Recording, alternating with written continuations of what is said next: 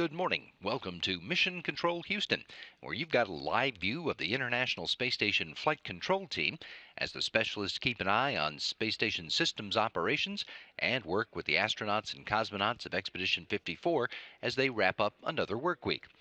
But not just any old work week. For Commander Alexander Mazurkin and flight engineers Mark Vande Hei and Joe Acaba, this is the last weekend of their mission as they prepare to depart the station early next week for a landing in Kazakhstan this coming Tuesday. Houston Station on Space to Ground. Welcome to Space to Ground. I'm Gary Jordan. Rocketing through their primary tasks and tying the bow on a few get-aheads, Mark Vande Hei and Norshige Kanai wrapped up a successful spacewalk. It was a short spacewalk for the duo, timing out at just under 6 hours, but they really got a lot done. They moved some latching end effectors from the station's robotic arm, one of which was brought inside the station to be stored in the beam module until its return to Earth for refurbishment. They finished this primary goal a bit ahead of schedule, so they had some time to do some extra tasks, like tying down components at one end of the station's robotic arm and greasing up the end effector at the other end. This 5-hour and 57-minute spacewalk brings spacewalks for Expedition 54 to a close. The 3 spacewalks this year, 2 of them from the USOS side and 1 Russian spacewalk, total 21 hours and 34 minutes. And with the final spacewalk of Expedition 54 complete, it's time for some of the crew to get ready to come home. Flight engineers Mark Vande Hei and Joe Acaba of NASA and Commander Alexander Mazurkin of Roscosmos are getting ready to undock from the station next week. They'll start with a change of command ceremony where Mazurkin will hand over command of the station to cosmonaut Anton Shkaplerov before his departure. They'll say farewell the next day before detaching from the station and beginning their 3.5-hour ride home. Check out nasa.gov/NTV to see the latest times on how you can watch these events live. But before he goes home, Joe Acaba connected with the Para los Niños School in Los Angeles to talk about his experiences aboard the space station. What does it feel like to walk in space? It's pretty exciting, and it's very, very cool. It's a great experience, but it's kind of weird when you go outside and you look down and you see the Earth 250 miles below you. It can be scary for a while until you realize, hey, I'm not going to fall, but it's a great experience, and I'm glad I've had that opportunity, and hopefully some of you will get a chance to do that as well. Shay on Twitter asked how the human body is affected in space. Well, if you're an educator, you can share the answer with your students in a new NASA curriculum. In the curriculum, called Heart to Heart, students can step into the shoes of a flight surgeon, learning what they do and how they help to keep the astronauts healthy in space, especially in their cardiovascular system. Here's a hint: working out really helps. Keep sending in questions using the hashtag #SpaceToGround. We'll see you next week.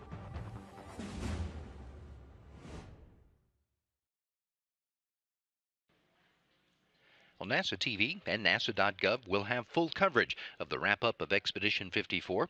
That'll start Monday afternoon at 1:40 p.m. Central Time with the broadcast of the change of command ceremony as Expedition 54's Alexander Mazurkin hands over command of the International Space Station to Anton Shkaplerov for Expedition 55.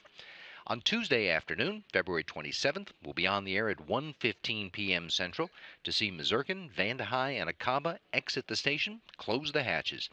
And then we'll be back at 4:45 p.m. Houston time for undocking operations. The Soyuz vehicle should separate from the Poisk module at 5:08 p.m. Houston time to start a 3.5-hour trip home. That departure also marks the official start of Expedition 55. Live coverage resumes at 7 Tuesday evening. The deorbit burn is scheduled for 7:38 p.m., and landing in Kazakhstan, southeast of Zhezkazgan, is at 8:31 Tuesday night Houston time. Our coverage shows you a lot of the highlights of a crew return to Earth, but we see it from the outside of the Soyuz vehicle. What does it look like for the departing crew members as they leave their home on orbit to return to the home planet? If you've got 60 seconds, here's the insider's view of what a trip to Earth on a Soyuz spacecraft looks like. Welcome aboard the Soyuz MS spacecraft with non-stop service to Kazakhstan. Our flight time will be just under 3 hours 30 minutes. We'll be descending from an altitude of over 1,300,000 feet. At the time of departure, we're flying at a ground speed of 17,500 miles per hour.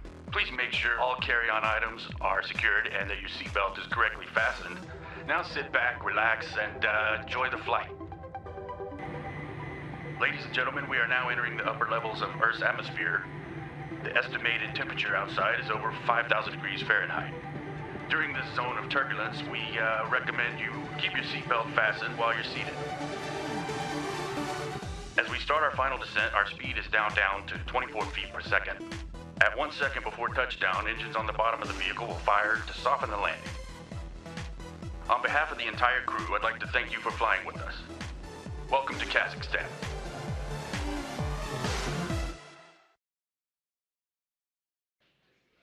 When Mazurkin, Vande Hei, and Akaba go bump in the desert on Tuesday, a small NASA team from the Johnson Space Center will be on hand at the landing site in Kazakhstan to help the astronauts finish their trip home. My colleague Dan Hewitt is on his way there right now. When he made the trip to pick up astronaut Tim Kopra from his last expedition, he took a camera along to show us what it's like to go from here to there. I'm NASA's Dan Hewitt, and I am taking you behind the scenes of a Soyuz landing. That's a spaceship. It was just in space, like 20 minutes ago. Let's go check it out. Flashback initiation in 3, 2, 1.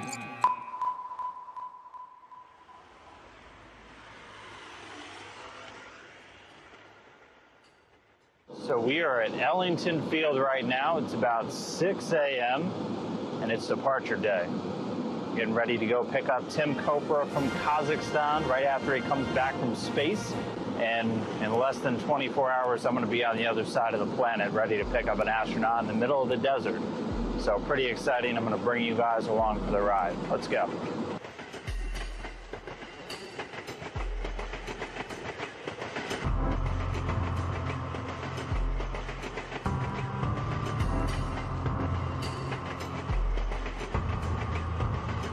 So we are now in Canada.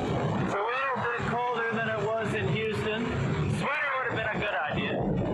Luckily, I'm not the only one. Shannon's here freezing with me. So we'll be here for just a little bit. We're going to fuel back up, and then it's on to Norway.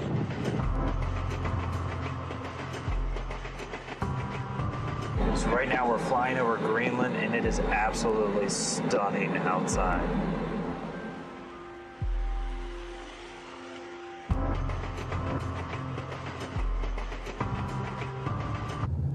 It is currently 1:45 in the morning here in Norway. That looks like 4 in the afternoon to me, so it's kind of crazy for us right now. But we're almost to Kazakhstan.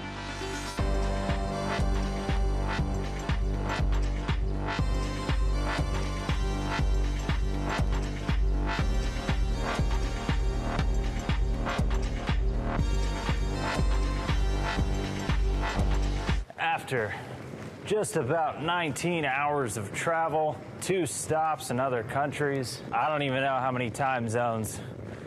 We are now in Kazakhstan. Yes. Now we just gotta wait for the crew to show up too.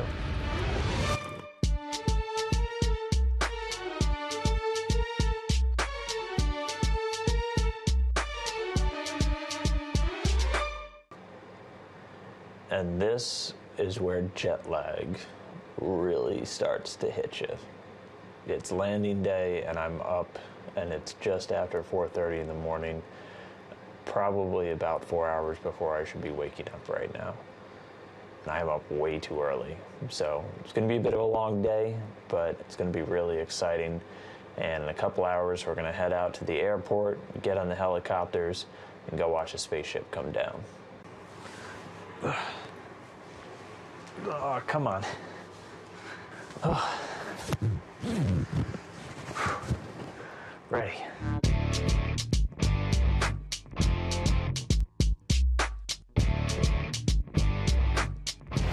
We are now back at the Karaganda Airport. About half of the NASA team came here about 2 hours before us, and they loaded up. They went out in the first wave, and we're gonna go get on ours and be right behind them. Couple of bare necessities that you have to have for every one of these trips. Water, earplugs, those things are loud. And lastly, the satellite phone.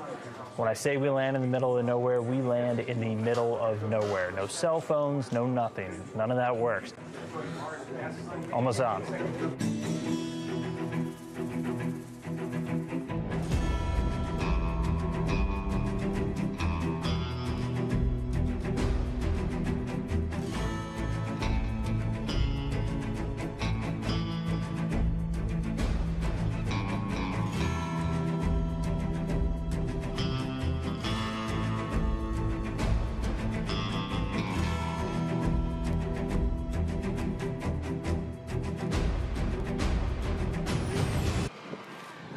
As you can see, there's a very good reason why we land in Kazakhstan.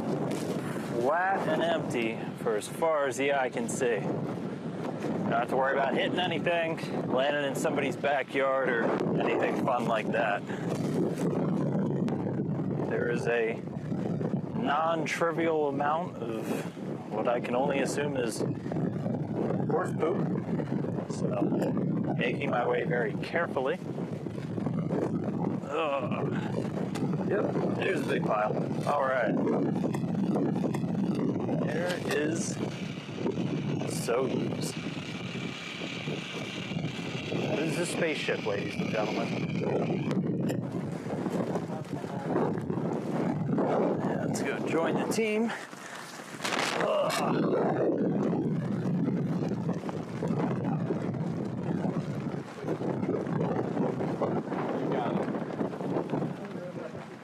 There it is. It looks like Yuri's already out. And up next is Tim Peake.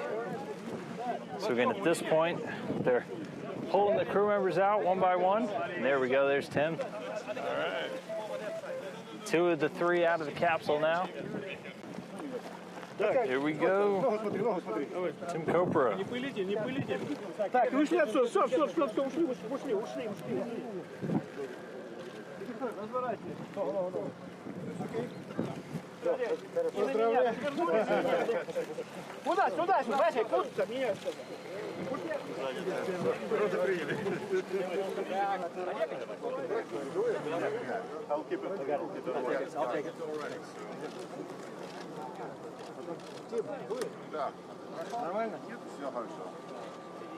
So they're gonna head off to the medical tent in just a little while, and basically they'll just get a chance to acclimate a little bit more, change out of their SOCA launch and entry suits into some more comfortable clothing, and then we'll be heading home soon enough. So always good talking to you, Rob, and that's gonna do it for me from here out in Kazakhstan.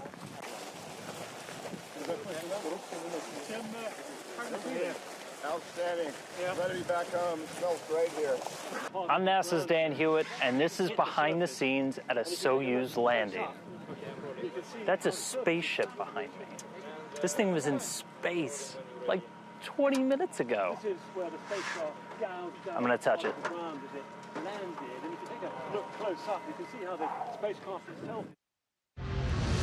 As you can see, I've changed into my very fashionable blue NASA flight suit.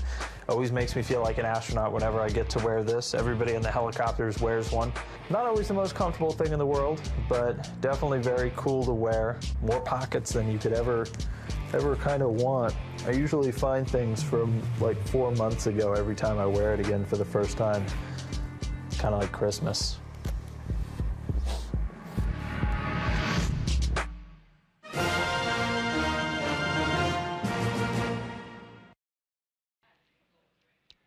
To science on the station.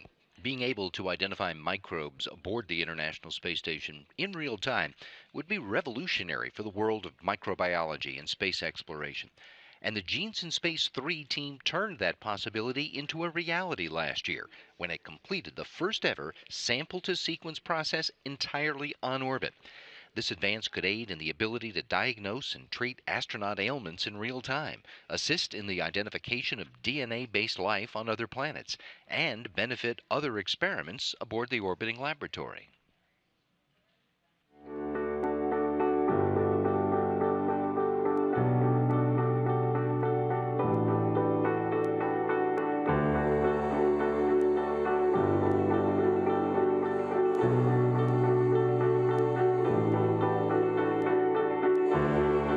So then we kind of went for the home run experiment, which is actually trying to get a sample that originated on the ISS. And the goal was really to show that you could go all the way from a sample to an answer all on board.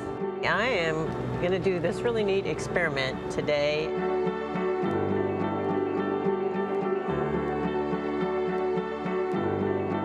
Last week we took some surface samples, microbial surface samples. There'll be enough DNA after we magnify it to sequence it. And then from that sequence, then we can determine what type of bacteria it is. So it's going to be really exciting for us, I think, to try and do this for the first time all on board the space station.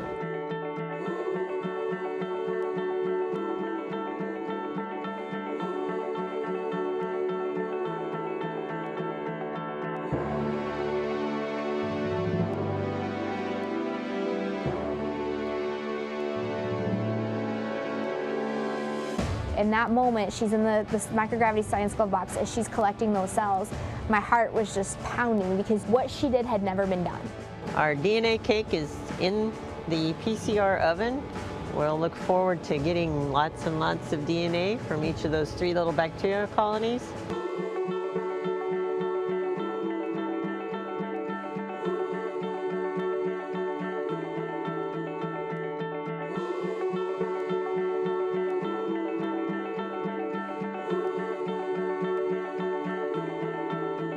They're like, we can just patch your cell phone in to the space to ground loops and you can just talk to Peggy on your cell phone to do this. There's a hurricane raging literally outside, but the folks in Marshall, they're on it. They're gonna make this happen. Science on station is not stopping because of Hurricane Harvey. And right away, we saw one microorganism pop up and then a second one. And I thought, oh my gosh, I am watching the first sequences ever of an unknown from space.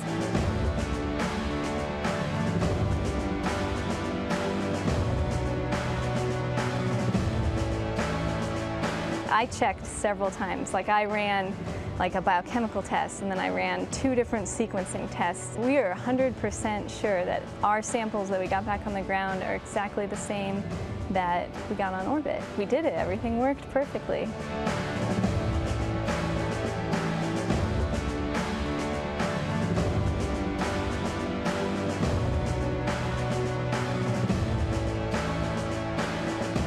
As a microbiologist, my goal is really to that when we go and we move beyond ISS and we're headed towards Mars or the moon or wherever we're headed to, we have a process that the crew can have that great understanding of the environment based on molecular technology.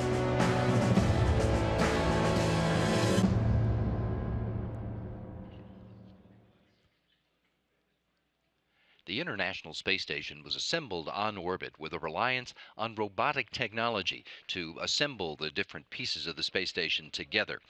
Well, that robotic technology has found a new home in the operating room. The Canadian company that developed Canadarm2 has developed a much smaller robotic arm that tracks a surgeon's tools to expedite surgery, brain surgery, and spinal surgery.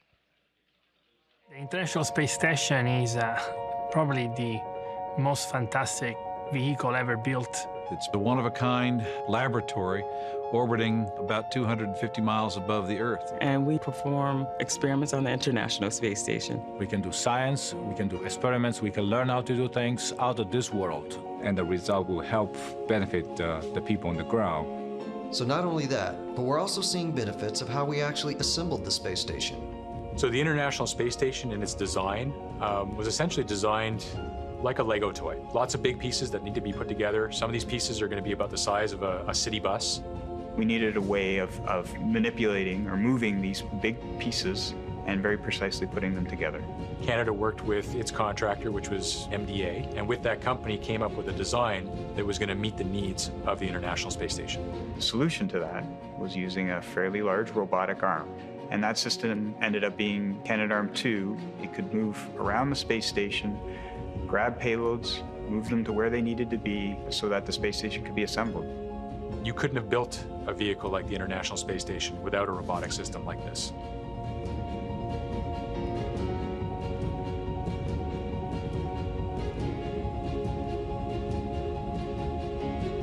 And that was when we started talking to Synaptive Medical. Knowing that MDA has done this before in space, we thought it would be very easy for them to bring that experience and that technology into the neurosurgical area and help us with our medical robotics. We worked with MDA to create Drive. Drive is a robot mounted onto a base that holds a surgical camera that can be automatically positioned to any surgical instrument that's tracked by our system. What this arm does, it follows you and it tracks you, so it speeds up efficiency. Ultimately, using the Drive system allows the surgeon to have shorter surgical times, which means shorter recovery times for the patient, and ultimately that's better for the hospital and the patient. But what the robot does for us is that it allows us to do it safer. You can do it better with less harm to the patient.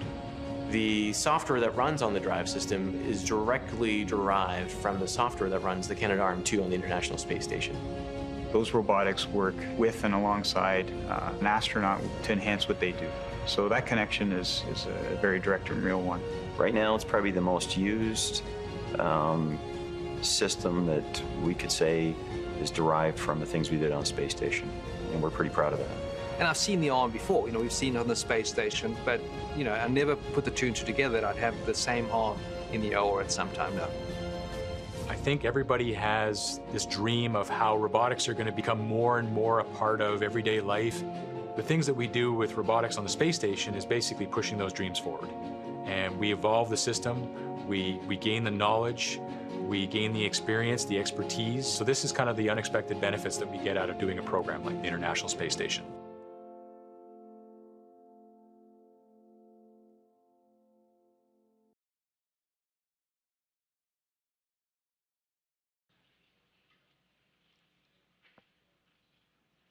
The exterior of the International Space Station is a good spot for science, and commercial businesses and scientific researchers have a new capability to capture digital imagery of Earth. MUSES, the Multiple User System for Earth Sensing facility, is a platform on the outside of the station that can hold 4 different payloads, ranging from high-resolution digital cameras to hyperspectral imagers, which will support several varieties of Earth science observations.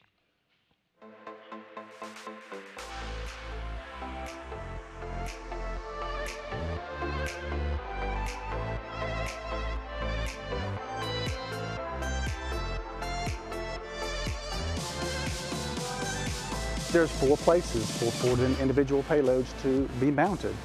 These 4 places provide an individual scientist or a commercial endeavor to use this platform for acquiring access to space-borne opportunities for looking at the Earth. MUSES is a multi-user system for Earth sensing. It's the first of its kind that actually allows the change-out of payloads on board this particular system. Robotic interaction with the onboard space station remote manipulator system actually allows plucking a payload off of this and replacing it with a new one.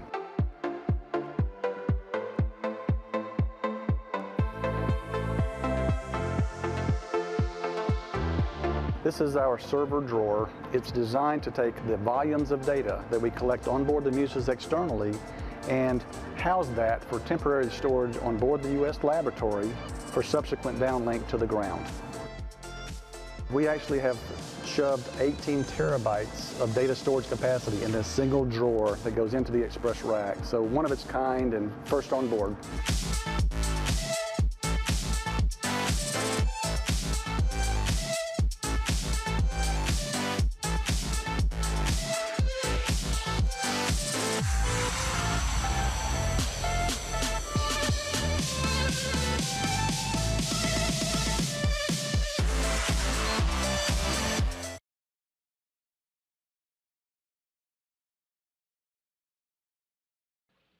The International Space Station serves as a laboratory for scientific discovery.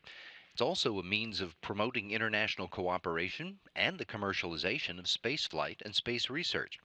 And it does all those things while teaching us things we need to know to explore beyond Earth orbit in the years to come. Those future missions will require new hardware, and NASA's Deep Space Exploration System is coordinating that development at sites all across the country. Here are some of the hardware highlights from the last quarter of 2017.